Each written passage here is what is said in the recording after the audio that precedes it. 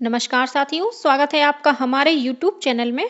आप छत्तीसगढ़ की किस जगह से हमारे समाचार सुन रहे हैं, कृपया कमेंट बॉक्स में लिखकर हमें जरूर बताएं। रायपुर से प्रस्तुत हैं छत्तीसगढ़ के प्रादेशिक समाचारों के साथ में रजनी शुक्ला। पहले मुख्य समाचार। छत्तीसगढ़ विधानसभा का बजट सत्र आज राज्यपाल के अभिभाषण के साथ शुरू होगा। 9 फरवरी को वित्त मंत्री पेश करेंगे बजट। प्रदेश में महतारी बंधन योजना के तहत आज 5 फरवरी से ऑनलाइन और ऑफलाइन आवेदन का पंजीयन शुरू होगा। आवेदन जमा करने की अंतिम तिथि 20 फरवरी है। रामलला दर्शन के लिए 1300 से अधिक श्रद्धालुओं को लेकर छत्तीसगढ़ से पहली आस्था स्पेशल ट्रेन कल दुर्ग से अयोध्या के लिए हुई रवाना। और सुकमा जिले में हुई मुठभेड़ में सुरक्षा बलों ने एक माओवादी को मार गिराने में सफलता हासिल की। अब समाचार विस्तार से। छत्तीसगढ़ विधानसभा का बजट सत्र आज 5 फरवरी से शुरू हो रहा है। 1 मार्च तक चलने वाले इस सत्र के दौरान कुल 20 बैठकें होंगी। सत्र की शुरुआत आज सुबह करीब 11 बजे राज्यपाल के अभिभाषण से होगी। राज्यपाल के अभिभाषण का आकाशवाणी और दूरदर्शन द्वारा सीधा प्रसारण किया जाएगा। राज्य के वित्त मंत्री ओपी चौधरी 9 फरवरी शुक्रवार को आगामी वित्त वर्ष के लिए बजट पेश करेंगे। यह बजट अपराह्न 12:30 बजे पेश किया जाएगा। वित्त मंत्री के बजट भाषण का आकाशवाणी और दूरदर्शन द्वारा सीधा प्रसारण किया जाएगा। बजट पर 12 और 13 फरवरी को सामान्य चर्चा होगी। वहीं 14 से 26 फरवरी तक विभागवार अनुदान मांगों पर चर्चा की जाएगी। इससे पहले आज 5 फरवरी को चालू वित्तीय वर्ष के लिए तृतीय अनुपूरक अनुमान पेश किए जाएंगे, जिस पर कल 6 फरवरी को चर्चा होगी। विधानसभा अध्यक्ष डॉक्टर रमन सिंह ने कल पत्रकारों से चर्चा करते हुए बताया कि इस बात की कोशिश की जा रही है कि छत्तीसगढ़ विधानसभा के कामकाज का पूरी तरह से डिजिटलीकरण करके इसे पेपरलेस बनाया जाए। उन्होंने कहा कि मोबाइल ऐप सहित सोशल मीडिया प्लेटफॉर्म के जरिए बजट के साथ ही सदन से संबंधित कार्यवाही और अन्य जानकारी आम जन आसानी से प्राप्त कर सकें, ऐसे प्रयास किए जा रहे हैं। उन्होंने कहा कि छत्तीसगढ़ की स्थापना को वर्ष 2025 में 25 वर्ष पूरे हो जाएंगे। इस अवसर पर राज्य की विधानसभा को नए विधानसभा भवन में स्थानांतरित करने के भी प्रयास किए जा रहे हैं। प्रदेश में महतारी बंधन योजना के तहत आज 5 फरवरी से ऑनलाइन और ऑफलाइन आवेदन का पंजीयन शुरू होगा। आवेदन जमा करने की अंतिम तिथि 20 फरवरी है। 8 मार्च को पात्र महिला हितग्राहियों के खाते में राशि जमा की जाएगी। गौरतलब है कि राज्य सरकार प्रदेश में महतारी बंधन योजना 1 मार्च से लागू कर रही है। इस योजना के तहत राज्य की स्थानीय निवासी और विवाहित महिला पात्र होंगी। आवेदन के लिए हितग्राही महिला की आयु 21 वर्ष से कम नहीं होनी चाहिए। योजना के तहत पात्र महिला को प्रतिमाह 1000 रुपए का भुगतान डीबीटी के माध्यम से किया जाएगा। सामाजिक सहायता कार्यक्रम। विभिन्न पेंशन योजनाओं से पेंशन प्राप्त करने वाली महिलाओं को 1000 रुपए से कम पेंशन राशि प्राप्त होने से शेष अंतर की राशि का भुगतान किया जाएगा। महतारी बंधन योजना का लाभ लेने के लिए स्व सत्यापित स्वयं की पासपोर्ट साइज फोटो, स्थानीय निवासी के संबंध में निवास प्रमाण पत्र, राशन कार्ड या मतदाता पहचान पत्र दस्तावेज, स्वयं का एवं पति का आधार कार्ड, यदि हो तो स्वयं का एवं पति का पैन कार्ड, विवाह का प्रमाण पत्र, ग्राम पंचायत व स्थानीय निकायों द्वारा जारी किया गया प्रमाण पत्र की आवश्यकता होगी। विधवा होने की स्थिति में पति का मृत्यु प्रमाण पत्र, परित्यक्ता होने की स्थिति में समाज द्वारा जारी, वार्ड ग्राम पंचायत द्वारा जारी प्रमाण पत्र प्रस्तुत करना होगा। जन्म प्रमाण पत्र, कक्षा 10वीं या 12वीं की अंक सूची या स्थानांतरण प्रमाण पत्र, पैन कार्ड, मतदाता परिचय पत्र, ड्राइविंग लाइसेंस से कोई एक प्रस्तुत करना होगा।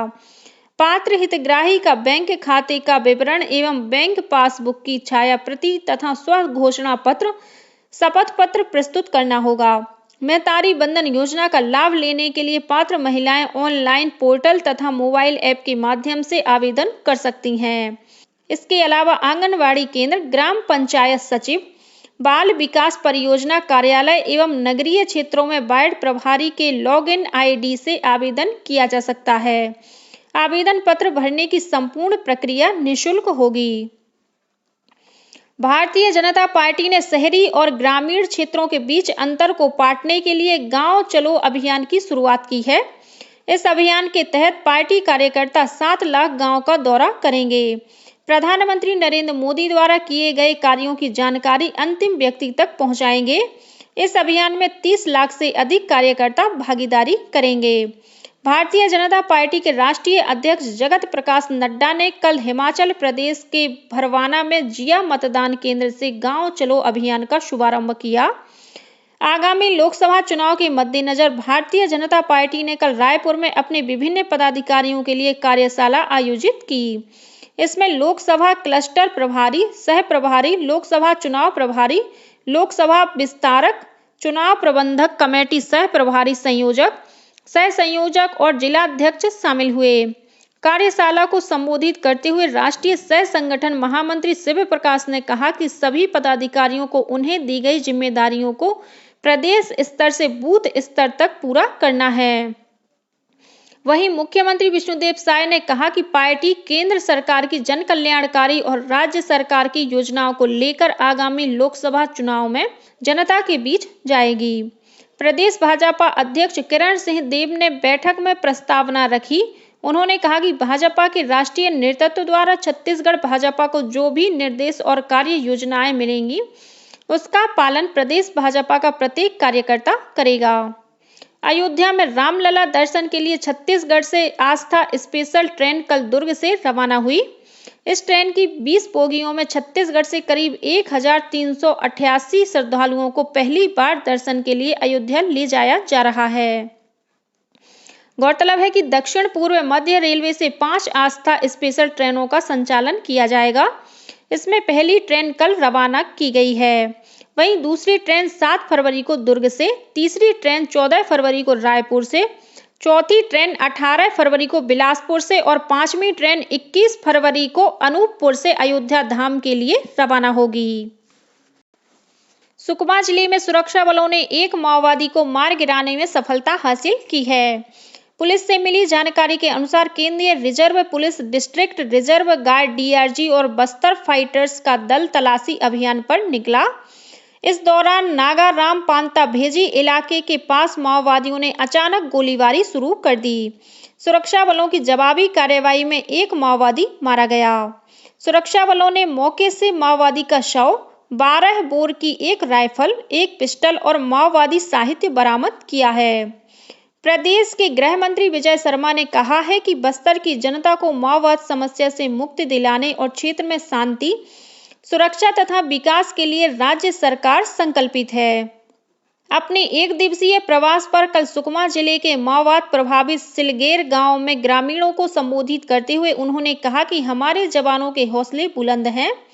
वे दुगने जोश से सुरक्षा और शांति स्थापित करने के अपने कार्य में लगे हुए हैं। श्री शर्मा ने कहा कि सुरक्षा बलों के माध्यम से सरकार क्षेत्र के सभी ग्रामीणों को शासकीय योजनाओं का लाभ पहुंचाएगी। इस मौके पर गृह मंत्री ने सुरक्षा बलों के शिविर का अवलोकन कर जवानों से मुलाकात की, साथ ही स्कूली बच्चों और ग्रामीणों से बातचीत की। राजिम के त्रिवेणी संगम पर 24 फरवरी से 8 मार्च तक राजिम कुंभ कल्प का आयोजन किया जाएगा। पर्यटन और संस्कृति मंत्री ब्रजमोहन अग्रवाल ने राजिम कुंभ के आयोजन को लेकर राजिम में गरियाबंद, रायपुर और धमतरी जिले के अधिकारियों की बैठक ली। श्री अग्रवाल ने कहा कि राजिम कुंभ कल्प के दौरान 3 पुण्य स्नान होंगे। देश भर से बड़ी संख्या में नागा साधु संत भी कुंभ में आएंगे। प्रदेश के पूर्व खाद्य मंत्री अमरजीत भगत, उनके करीबी और प्रदेश के दूसरे कारोबारियों के संस्थानों और निवास में चल रही आयकर विभाग की जांच कल भी जारी रही। जानकारी के अनुसार आयकर विभाग के दल ने रायपुर में 3 और लोगों के यहां छापा मारा है। इनमें फाइनेंस ब्रोकर पंकज गुलानी और रियल एस्टेट कारोबारी भागवत वर्मा शामिल हैं। गौरतलब है कि बीते 31 जनवरी को आयकर विभाग की टीम ने प्रदेश में एक साथ 46 स्थानों पर छापा मारा था। इनमें से कुछ स्थानों पर जांच पूरी हो गई, वहीं कुछ स्थानों पर जांच जारी है। आकाशवाणी का समाचार सेवा प्रभाग रायपुर सहित अपनी विभिन्न क्षेत्रीय समाचार इकाइयों में पूर्णकालिक अनुबंध के आधार पर संपादकीय कार्यकारी और समाचार वाचक सह अनुवादक के रूप में नियुक्त होने के लिए अनुभवी उम्मीदवारों से आवेदन आमंत्रित करता है। विवरण news.on.air.gov.in वैकेंसीज पर उपलब्ध हैं। आवेदन जमा करने की अंतिम तिथि 8 फरवरी है। अनुबंध की अवधि 2 वर्ष होगी। आवेदक की आयु आवेदन जमा करने की अंतिम तिथि तक 58 वर्ष से अधिक नहीं होनी चाहिए।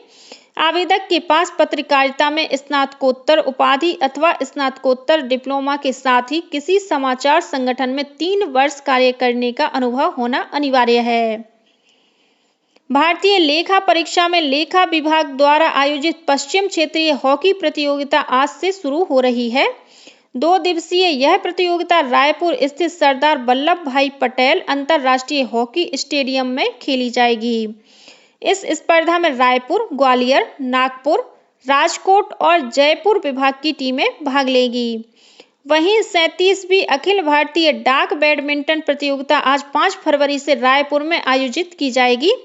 9 फरवरी तक चलने वाली इस स्पर्धा में छत्तीसगढ़ सहित 21 राज्यों के खिलाड़ी भाग लेंगे। प्रतियोगिता में 104 पुरुष और 52 महिला और 15 वेटरन खिलाड़ी शामिल होंगे। और अब पेश है मौसम का हाल। आज 5 फरवरी को मध्य छत्तीसगढ़ में आंशिक रूप से बादल रहने और हल्की वर्षा होने की संभावना है। वहीं 6 और 7 फरवरी को प्रदेश के उत्तर भाग में वर्षा हो सकती है। मौसम विभाग के अनुसार प्रदेश में बंगाल की खाड़ी से नमी युक्त हवाओं के आने के कारण वातावरण में नमी की मात्रा बढ़ने की संभावना है। और अब कुछ अन्य खबरें संक्षेप में। प्रदेश कांग्रेस विधायक दल की बैठक आज 5 फरवरी को रायपुर में आयोजित की जाएगी। सूरजपुर जिला प्रशासन की सार्थक पहल से महाराष्ट्र के ठाणे जिला में कल्याण के पास स्थित मुरबाड़ गांव से सूरजपुर जिले के 4 बंधकों को सफलतापूर्वक मुक्त कर लिया गया है। और छत्तीसगढ़ व्यावसायिक परीक्षा मंडल द्वारा कल प्रदेश के 5 संभागीय मुख्यालयों में ग्रामीण कृषि विस्तार अधिकारी भर्ती परीक्षा का आयोजन किया गया। परीक्षा में करीब 54% परीक्षार्थी शामिल हुए। इसी के साथ छत्तीसगढ़ के समाचारों का ये बुलेटिन समाप्त हुआ। नमस्कार।